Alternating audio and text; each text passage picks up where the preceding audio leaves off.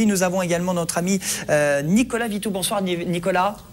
Bienvenue pour nous parler d'une manifestation assez sympa, assez originale, qui est le charroi des olives, où vous faites revivre la tradition du transport des olives. Alors vous êtes manadier et vous êtes oléiculteur.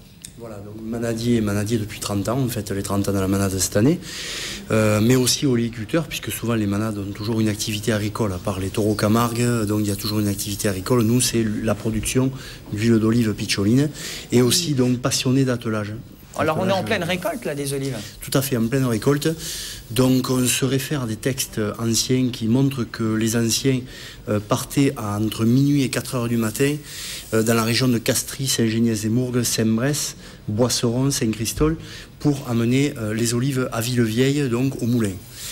Ils partaient entre minuit et 4 heures, ils y rentraient dans une longue file d'attente de charrettes et ils partaient sitôt, en plein froid, l'hiver, avec de gros chargements, sitôt pour aussi pouvoir rentrer le soir avec l'huile de la famille pour toute l'année. Alors il y a combien d'années effectivement que cette... On va considérer c'est avant-guerre.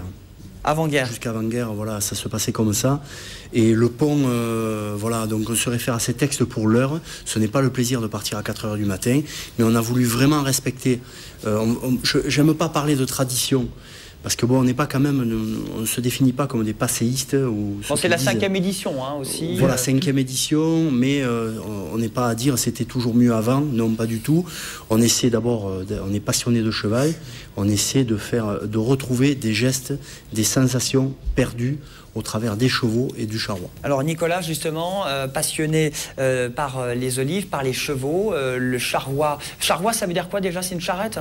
Oui, c'est les charrettes menées par les charretiers, tout à fait. On se définit en tant que charretier. 12 attelages vont partir de Saint-Geniez-des-Mourgues ce samedi à 4 heures du matin. Voilà, tout à fait. Donc, grosse préparation sur le coup de 2 heures du matin. La tension monte. Bon, c'est quand même un défi parce que c'est dur, c'est des périodes difficiles au niveau des températures. Et puis surtout, ce qui fait son attrait, c'est qu'on a voulu vraiment faire comme les anciens. Les lumières sont interdites, que des lampes à pétrole et lampes à bougie. Avec une charte de qualité, si je peux dire, respectée au niveau des attelages et des tenues. À part, bien sûr, vous avez une voiture balai, voilà, voiture balai devant et derrière pour la sécurité, mais relativement loin, environ 500 mètres. C'est une poignée de passionnés pour faire ça. Une belle idée, mais voilà, c'est votre idée, Nicolas, avec des amis, en se disant, voilà, on va faire revivre un petit peu cette épopée. Oui, bon, mais c'est vrai qu'en tant que passionné d'attelage, un jour, il y a un article qui est paru dans un journal local qui racontait cette épopée. Et c'est vrai que immédiatement, je me suis vu, j'ai commencé à ressentir ce que les anciens, les difficultés qu'ils pouvaient avoir à convoyer ces fruits par une nuit glaciale, avec les chevaux, sachant la difficulté pour mener de nuit, avec des chevaux en ligne pour tirer du poids.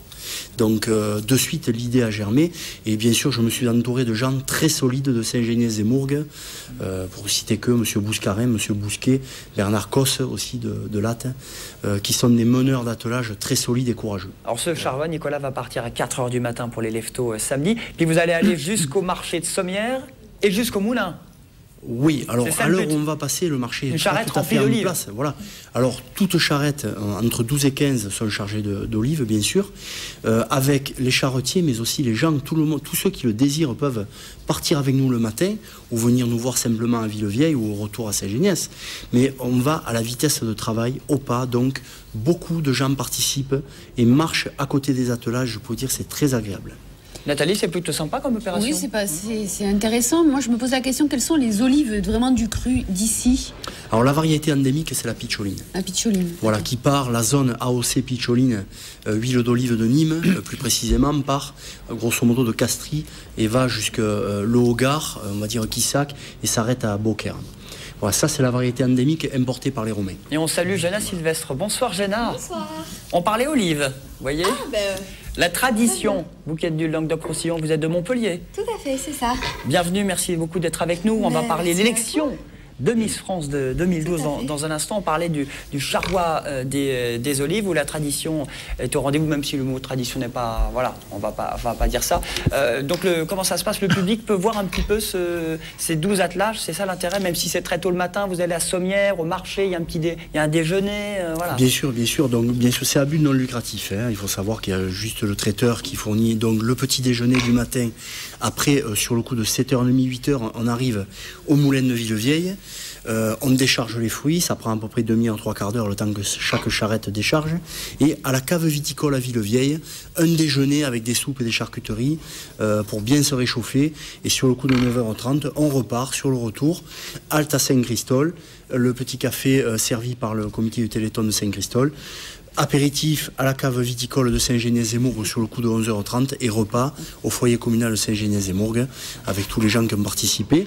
Tout le monde peut venir, c'est ça aussi, hein? Tout le monde ne peut venir, au contraire.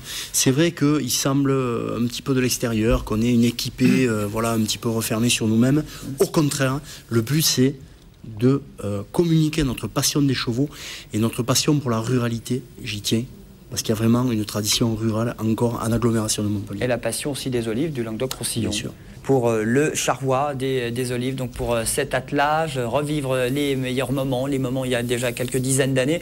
Merci beaucoup. Rendez-vous 4h du matin samedi à Saint-Giniès. Oui, n'hésitez pas à venir. N'hésitez pas. Bien. Moi, un petit peu plus tard, on va faire dodo quand même un peu.